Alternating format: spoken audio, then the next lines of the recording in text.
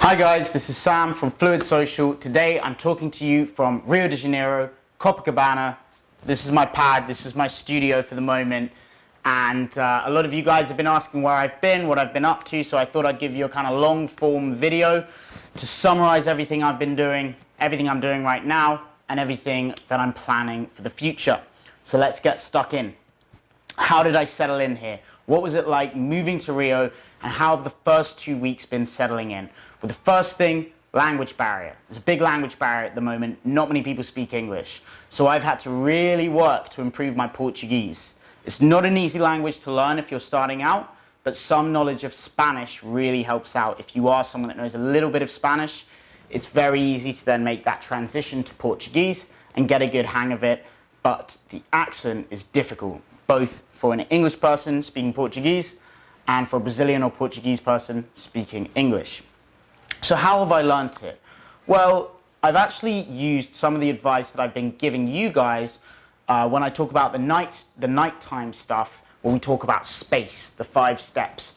Know your space. Find the people you like, find your angels, find your center, and start engaging. So let's take the first one, space. I live in Copacabana, which is not the cleanest or safest area at the moment. I have had no problems here, but it's not thought of as a very safe place in that it's a very touristy area, and so there's a lot of people that are potentially out to get your money, to take your money. There's a lot of strip clubs here, there's a lot of hustlers on the street trying to sell you everything from beer to cocaine, so you kind of have to have your wits about you in Rio at the moment if you want to stay kind of safe, happy, and secure in the area. So I've been going to the local cafes, restaurants, shops, and I've been getting to know the local karaokers. Karaoke being someone that lives and was brought up in Rio de Janeiro, someone from this area. So I've been going and meeting them, being very friendly, learning the language from them, learning the area, making sure I know my area so that if there are any problems, I know that I've got a kind of tribe here that have got my back, that are going to help me out when I need it. So I say good morning every morning, I give them a tip if I buy something, I have a bit of banter, talk about the football. With a couple of them, I call them gringo and they call me karaoke, so we kind of switch roles, and it's very funny. Avoiding that typical tourist cliche where you come into a new country, nervous, dressing the same as you did at home, looking around at everyone like they're animals or safari creatures rather than human beings living in the area.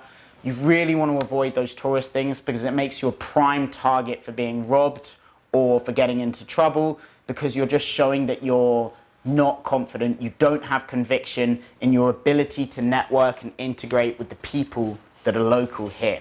So really important to move fearlessly through the area that you're moving to. For me, coming to Rio, a lot of people, my dear father included, said, look, Sam, if you don't want to go there, then that's completely understandable. It's not supposedly the best time to be in Rio at the moment. There's a lot of political drama, big political corruption scandals going on, elections coming up in a few weeks, I think 1 week now, where the until now leading candidate got stabbed in the gut a couple of weeks ago. He's doing a bit better now, but it's a pretty tumultuous time looking into Rio and Brazil from the outside, from a European place. So what I did as soon as I got here was I acclimatized myself. I went to the areas that I was supposedly not meant to go to. I walked around at night on my own. I talked to the people around me. I gave some money to the people that were homeless on the streets and actually had conversations with them so that I eliminate myself as that tourist target, that clueless, bumbling idiot walking around, not knowing who the people are, not speaking the language or anything like that. You need to throw yourself in the deep end when you move to any new country, because the most risk you can put yourself in is fearing your surroundings. As soon as you can move with conviction, communicating with the people around you, smiling when you want to, not fearing all this stuff, then you don't become a target. People look at you like you're a local, even when you look different, and you can reap all the advantages of being from a different culture without any of the potential negatives, people mugging you off for money, everything else. So I've communicated with the people in my locality. I've acclimatized quickly by visiting the areas that TripAdvisor advises I don't go. And I've got to know some of the important people around me. Number 2, networking. How have I built my business and social network around me? Well, a lot of people fear this when they go abroad, particularly to live and not just to move for a couple of weeks. They think, how am I going to carry on my work over there? And it's not easy. Of course it's not easy.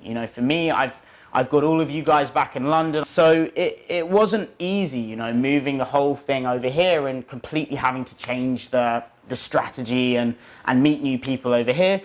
But it's not hard to collaborate when you need to. So, I've been fortunate enough to have a guy over here called Enrique, who is a subscriber who lives in Brazil, watches the content, and he's put me in touch with a guy called Diego over here.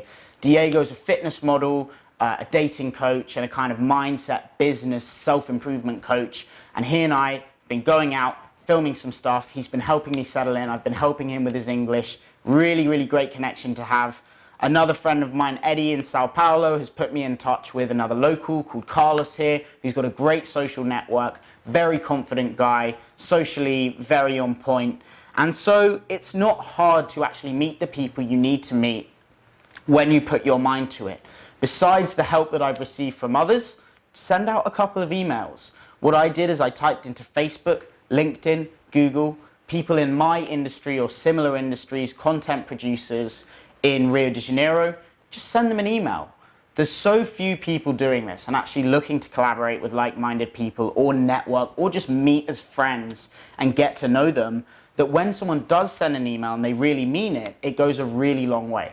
So just by reaching out to these few people over social media and through friends, I've established quite a good network here on the ground of collaborators, friends, and social circles. I've had Hayden here, young guy from Birmingham, came over here to Rio for 4 days, just as I was settling in, a couple of days after I arrived. He and I went out to the beaches, and we approached a lot of women on the beaches. We went out to Lapa, which is the kind of crazy strip here.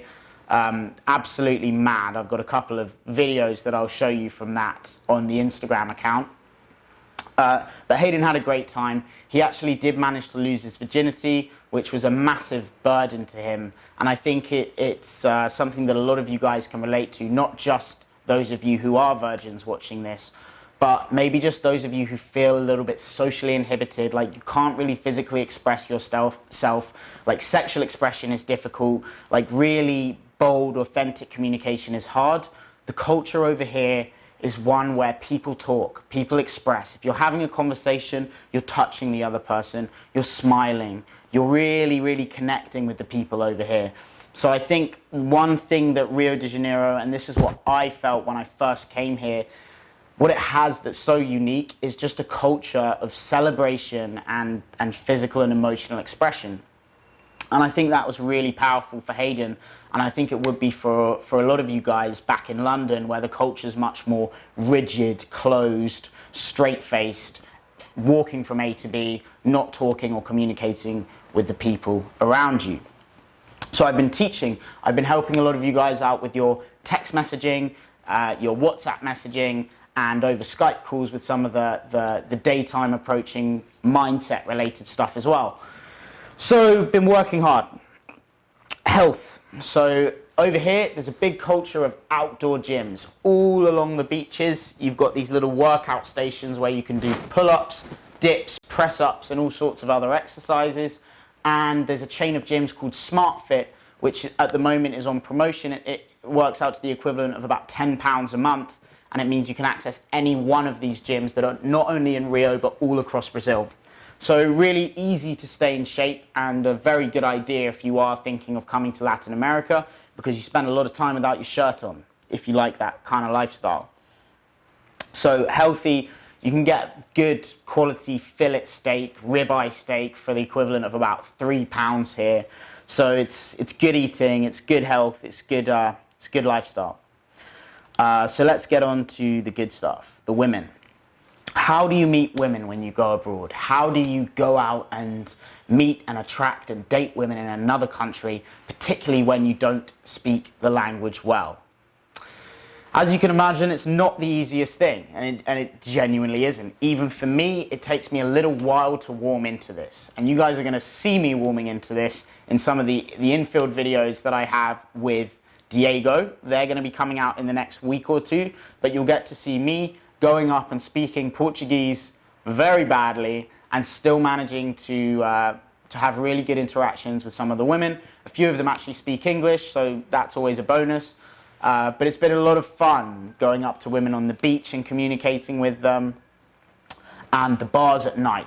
Over here in Rio, it's not famous for its clubbing nightlife. However, for the lack of clubs, to compensate, you've got strips of bars. So the best places to go are Barra de Tijuca, which is the kind of more upscale, posh area of Brazil. You've got Ipanema, where it's a more kind of trendy, hipster, Shoreditch equivalent, the Rio equivalent of Shoreditch in London, where there's a big young community of attractive, young, healthy people, lots of bars around there. You've got Botafogo, which is a long strip where you have a lot of the student population, and you have Gavea, which on a Thursday evening is very, very good. And so these are the main places, and if you're not the kind of person that actually likes to go out and drink a lot, and really party until the early hours of the morning, you can actually just go out for half an hour, walk down the strip, just approach a couple of women on a few tables, 5-10 minute interactions, just be yourself as much as you can. I know that's the most terrible advice, generally speaking, but over here as an English guy just coming up and just saying hi, essentially the Portuguese I'm speaking is like, hi, how are you? I just saw you, you look pretty cool. Oh, you live here. And I can only say a limited amount of stuff in Portuguese, but when you come over, look them dead in the eye and actually communicate like this, you can get really far off just being confident enough to try and speak the language. When someone does speak English, it's a massive bonus. But if you are a party kind of person, you've got Lapa, the strip for nighttime, which is amazing. If you don't really like the nightlife so much, then just go out for half an hour between the hours of about 10 to 11. So 10 to 10:30 or 10:30 to 11. Talk to a few women, get a few numbers, and then message them the next day. The culture over here is not flaky in the same way that it is in England. So in England, you'll get a lot of numbers, you'll message the women, and they just won't reply because they don't care, or because they've got so many other guys chasing them, or any number of reasons, but it's very flaky over there. Over here, you're not going to date every woman whose number you get, but they're going to respond to your messages, they're going to be fun and friendly, and they really mean it. There's no smoke and mirrors in the interactions. It really requires very little game. It just requires confidence. You just go up and express yourself honestly, and it will work over here, especially if you are an English guy.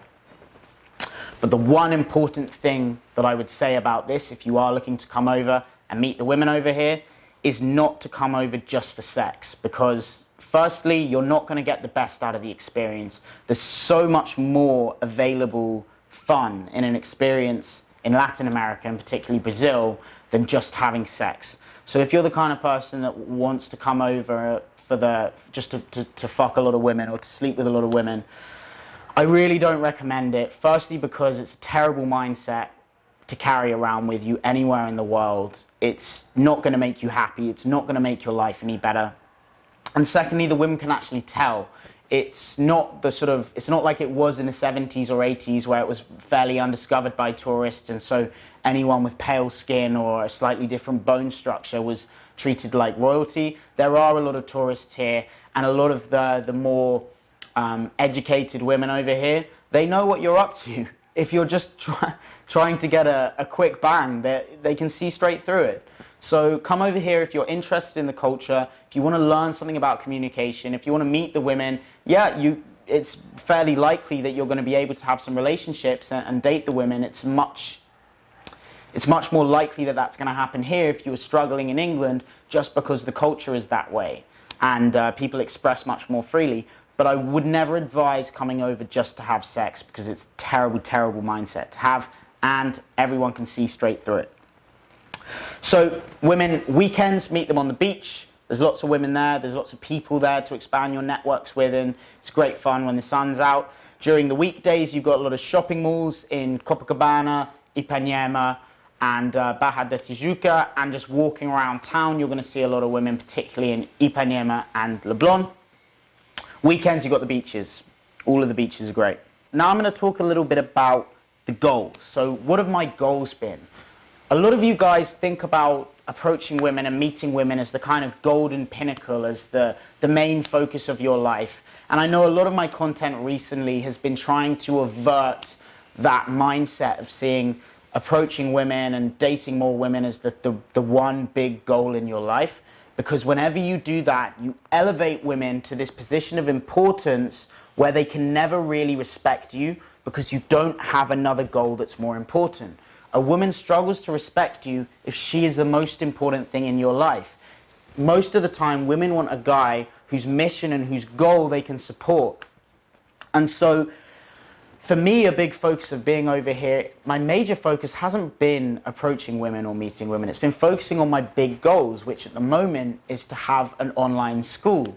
So it's to be able to create as much content as possible so that I can educate people that need help with social skills, dating, social networking. I'm developing 2 products on Udemy at the moment.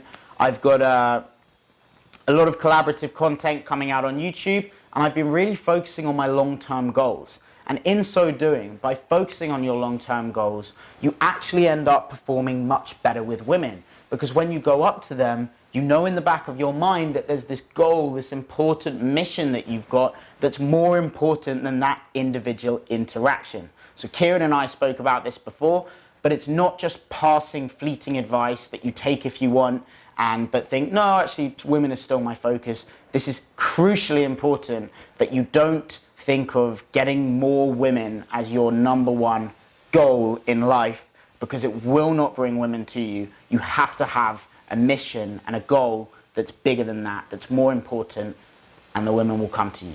And so will the social networks. So, what is happening now? Like, what am I doing? What's coming up? What's exciting? Well, the next 3 big things are Josie's coming to stay with me later in the month. In a couple of weeks, Mr. Tusk will be here, and we're going to be doing some coaching together. I'm going to be on my own from the 18th to the 21st of this month is my next Rio de Janeiro workshop. That's going to be 4 days, one-on-one, just you and me. I'm going to take you through the full daytime approaching on the beach, cafes, shopping malls, and on the streets, and then the full nighttime. We're going to go to Lapa, which is the crazy strip, where there's a few more tourists and just absolute chaos. And then we're going to go to Barra da Tijuca, which is the more upscale, posh, lounge-style bar area with more sort of well-educated, middle-class women. But you're going to get the full process. If you're interested in building your social network, learning another culture, becoming more expressive, meeting amazing women, and improving your life permanently, then the 18th to the 21st, I'm going to be here in Rio de Janeiro. I've got 1 space for 1 person to come and join me then. After that, I've got Florianopolis, which is the south of Brazil, where there's a much higher demographic of sort of German Brazilians, very, very beautiful women, blonde-haired, blue-eyed a lot of the time, but with the Brazilian hourglass curves. And Josie and I are going to be coaching 2 lucky students over there. Again, that's going to be 4 days, 25th to the 28th. So if you're interested in that, there's 2 spaces. Get in touch ASAP, because we've got 3 people interested in that at the moment. The next one after that is going to be New Year's Eve, which is the biggest, or the second, I think it's the biggest New Year's Eve celebration in the world. Everyone in Rio dresses up in white, parades down to the beach, there's masses of fireworks, and it's meant to be one of the best experiences anywhere in the world. So bring some white clothes. That's going to be a week long. It's going to be the 27th to the 3rd, 27th of December to the 3rd of January. So that's going to be an intensive week, coaching every day, and then the big celebration is going to be the New Year's Eve party, dress in white, down to the beach, once in a lifetime experience. The next big one after that is going to be Rio Carnival and Barranquilla Carnival. So we're going to start in Colombia and Barranquilla. on the 28th of February until the 4th, and then we're going to come back to Rio for Rio Carnival from the 4th to the 9th. If you guys don't know what Carnival's about, check out my video. I've got one of them on my account. I'm not sure if James is still on his. We lost intelligence. But any questions you guys have about any of the stuff I've discussed in the video, get in contact me the normal way through the email address listed below or my WhatsApp number, which I'll list as well. And I look forward to seeing some of you here in Rio de Janeiro. Sam out.